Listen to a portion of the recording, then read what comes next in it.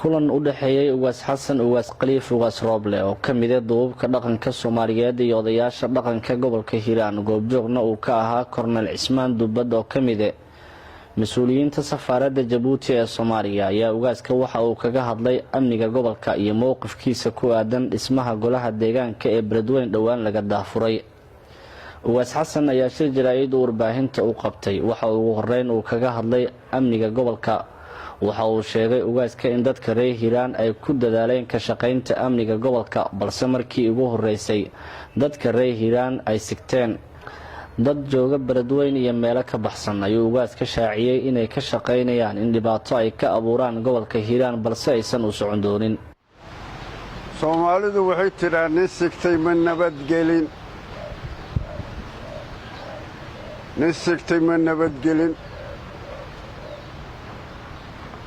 Hiiraan wax badanaan waxaan idinka la hadlay nabadgelyada ha laga shaqeeyo. waa dadaasheen laakiin waa markii u horreeyay oon siganay waxaan idiin sheegayaa ama aan idinla socodsiinayaa Hiiraan nabadgelyo lagu tala galay weligiis ma yeelan. nabadgelyadu waa labo, mid lagu tala galay iyo mid ilaahiyo iska socoto. annagu waxaan haysanay mid ilaahiyo iska socoto laakiin mid lagu tala galay weligayna ma yeelan. laakiin markaan waa sigan waxaan idiin sheega ama aan idinla socodsiinayaa nabadgelyo haddii la waayo dhibaato hartay ma jirto. cid kasta oo mas-uula oo reer Hiiraana waa inay ka shaqayso nabadgelyada.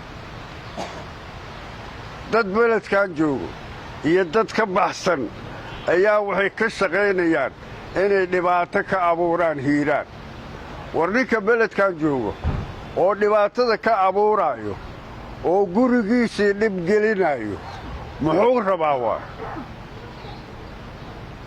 ninaa wuxuu yidhi war hebelow kaalay isku reeraannahay waxaan tirinaynaa inta doqonoo ciddaynu ku jirto.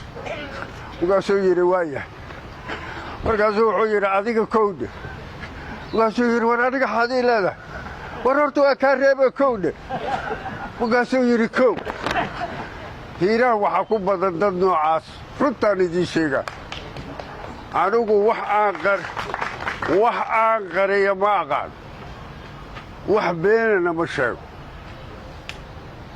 dadka reer Hiiraan oo deggan beledkan oo ku nool oo ka shaqaynayo Hiiraan in fitir iyo faatir loo qaado uma socon doonto. hadday gabar tahay, hadday oday tahay, hadday wiil tahay, reer Hiiraanoo waxaad ku qasbantihiin inaad nabaddiinna ka shaqaysaan. nabaddu adinkay idinta tahay. ugaas xasan ugaas khaliif ugaas rooble ayaa dhinaca kale si adag kaga hadlay dhismaha golaha deegaanka ee dhawaan Beledweyne laga daafuray. waxa uu sheegay in dhismaha golaha deegaanka ay wanaagsan tahay balse waxa uu calaamad su'aal saaray waxa ku hoos jira. waxa uu faahfaahiyay dhowr qodob oo uu sheegay in xilligan suuragal aysan ku ahayn dhismaha golaha deegaanka. waxaa kaloo jiro si nabadgelyo darro looga abuuro gobolkan wax kasta waa la adeegsana. meelaadna filayn iyo waxaadna filayn ayaa waxaa laga soo dhex bixinayaa nabadgelyo xumo. maxaa u tusaalaha waa baryahan waxaan maqlay dawlado hoosaa la dhisa. waayahay war dawlado hoose in la dhiso waa fiican tahay, waa war qurxan. maxaa ku hoos jiro? war ninka beledkan deggan ama ninka tuulooyinka ku wareegsan gobolkan haddii la yidhaahdo war meeqa tuulaha leeyahay Hiiraan ma sheegi karo. dadka tuulooyinka ku nool oo beledkan ku wareegsan ma imaan karaan beledkan haddii wax la dhisaa. haddiise ay dhacdo oo yimaadaan ma ku noqon karaan. burjada ciinta lama dhaafi karo, intana guufaala lama dhaafi karo. war waxa la dhisaa oo ummadda loo dhisaa maxay yihiin?